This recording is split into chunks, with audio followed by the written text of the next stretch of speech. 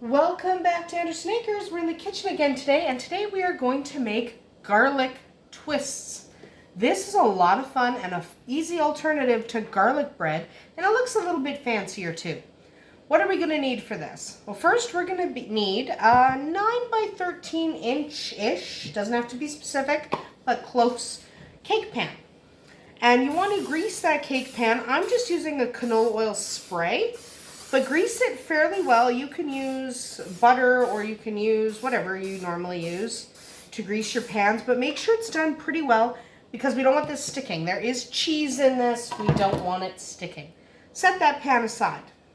Next, you're going to need some dough. Now, you can use any of your favorite bread doughs. As long as it's a yeast bread dough, you can use it in this recipe. I am just using my basic white, and I'll provide a link to the video where I made this recipe, but you can use a pizza dough or a garlic dough or whatever dough you happen to have on hand. And what we're going to do now is we're going to cut this into 3. Okay? There we go. Good enough. Okay? This is just our bench scraper that we're using to slice the dough. We're going to need that again. So, now what we're going to do is we're going to take our dough and we're just going to take a moment to flatten the other two as well, just to get them to start to relax. In fact, this is the most relaxed one of the bunch, so that's the one we're going to use. We're going to do the same thing to all 3 of these, okay? So I'm going to do it with one, and then I am going to skip showing you the rest because it's the same thing. But basically what you want to do is you want to make a rectangle out of this dough. And you want the rectangle to be as long as your cake pan, which is about 13 inches or so. And then how wide do you want it? It doesn't really matter. As long as you're roughly the same. And the goal here is we're going to roll our dough up. So you do want it to roll a couple of times. So you don't want it super skinny. Maybe you can use a rolling pin or you can just use your hands. It doesn't really matter that much. But you want it about as long as your cake pan. So again, about 13 inches, 14 inches maybe. It doesn't matter that much. But about as long as the cake pan. Okay, and if you need to, you can do what I'm doing and you just kind of pick it up and you kind of smack the dough, which I know looks funny. But it helps relax it. Helps relax that gluten so that it stretches a little bit better. And then you just start stretching it, pressing it, rolling it. You can use a rolling pin. I tend not to use a rolling pin unless I need a very specific thickness, but you can. There's nothing wrong with using a rolling pin. There we go. Nothing wrong with using a rolling pin. I just tend not to like rolling pins very much. Okay,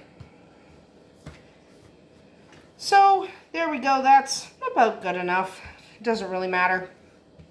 Then we're going to take, this is garlic butter. And we made this garlic butter last week. Okay, we made this on the channel last week. I showed you how to make that particular garlic butter. This is not the garlic butter I made. This is another batch I made because I used up the other one. But that's what you need. You don't need the entire thing. Hang on one second, I forgot a knife. So you don't need the entire thing. You're not going to need this entire cup of garlic butter. That's how much that is. You don't need the entire thing. You just need some of it. So how much do you need? A couple of tablespoons. And then you're going to take this and you're going to smooth it everywhere, except for the edge away from you. So what you want to do is you want to smooth your garlic butter on here. Okay? A couple of tablespoons of it. Smooth that on there, but not this edge. You can do this edge, not that top edge. That top edge you're going to need for sealing. But spread all the way to the edge. Spread everywhere else, about 2 tablespoons of garlic butter. Don't get rid of your garlic butter. You're going to need it because remember we're going to do the 3 things with this. Again, all 3. are going to do the same thing. So then we're just going to use some grated cheese. I just grabbed a bag that we had in the fridge. This is a combination of cheddar and mozzarella. You can use any cheese you like. So if you happen to really love mozzarella, use mozzarella. If you love cheddar, use cheddar. Any hard cheese that can be grated. And again, you're going to do, maybe a 1/4 cup on here. You don't want too much. You don't want to go crazy.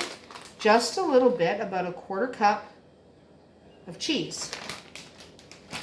Now what we're going to do is we're going to roll this up.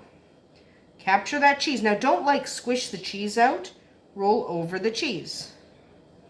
Over the cheese. Over the cheese.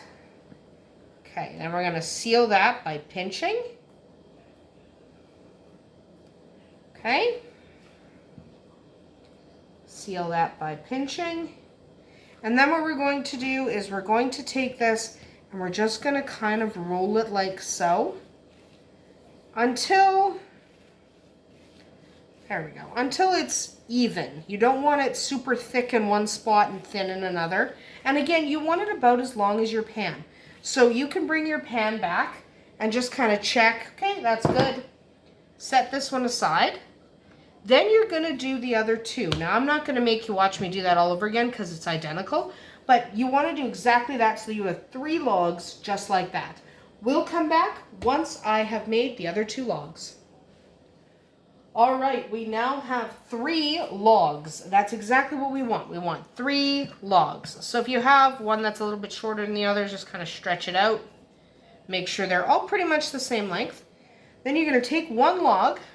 You're going to take your bench scraper and you're going to divide your log in 2. And you're going to go all the way through. Okay? Push down, go all the way through. Push down, go all the way through. Push down, go all the way through. Okay? Make sure your log is entirely separated. Got a little bit of dough, don't pull it apart. Just go through, make sure it's separated. Then what you're going to do is lift up one gently so you don't move the filling and just put it on the other side. Okay, so now your openings are to the side. Leave those openings. You don't want to close them. Take one end, give it a little bit of a pinch, and then lift one over the other, and then pull this one here. Don't twist them. What you're just going to do is lift one over the other. Just keep moving one over the other. Don't twist them. Just keep going one over the other. Okay? And then what you're going to do is you're going to lift this up and put it in your pan. Okay? So that you have it sitting like this. Then we're going to do the same thing to the other 2 and we're going to lay them in here as well. We'll come back when I've done that because you don't need to watch me do exactly that over again. Okay, so we'll set that aside, pull down our logs one at a time, slice, twist, place them in the pan. We'll come back as soon as that's done. All right, our 3 twists are now in the pan. We are not going to touch them. We are going to set them aside somewhere warm. I'm going to put them in the microwave, but you can put them on your counter and cover them with a damp dish towel. However you like to rise bread. That's what you need to do. So I'm just going to cover it up, stick it in the microwave so that it maintains its moisture. And we're going to come back in about 45 to 60 minutes after these are nicely puffed. So you notice we haven't done a whole lot of twisting and we're not messing with them. We're just going to let them puff up and rise in this pan. The edges of the pan will contain them, so don't worry about it. Just set it aside, let it rise for 45 to 60 minutes. We'll come back as soon as the rising's done. Well, they're all nice and puffy. Our garlic twists are looking excellent. What you want to do now is preheat your oven to 375 degrees Fahrenheit. And then just take some oregano and just lightly sprinkle a little oregano on the top. Not a ton, you don't want it overwhelming. Then you want to take some salt. I'm using Himalayan salt, but you can use a sea salt or a kosher. And give that a light sprinkling of salt. Take a little bit of black pepper. Sprinkle some black pepper on there to taste. And now we are going to bake it at 375 degrees Fahrenheit for about 25 minutes or until it's golden brown on top. I'm going to pop it in the oven. We'll come back as soon as I take it out of the oven. And that's your garlic twist bread. Just to make it a little more delicious, we're going to take some of the garlic butter and we're going to put it on a basting brush and we're just going to run that over top of the twists just so that it just gives it that little bit of depth of flavor that we definitely want, and it just moistens that top so that it's not dry. Not that it will be dry, it's been baked in butter. So to eat your garlic twists, you can either rip them straight out of the pan, which is what my kids are going to do momentarily.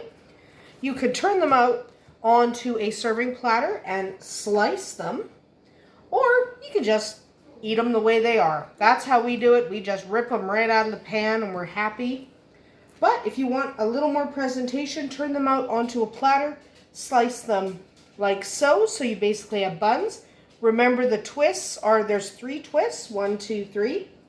So if you slice them this way, you'll just be able to separate them easily because there's a natural separation in there from the twists themselves.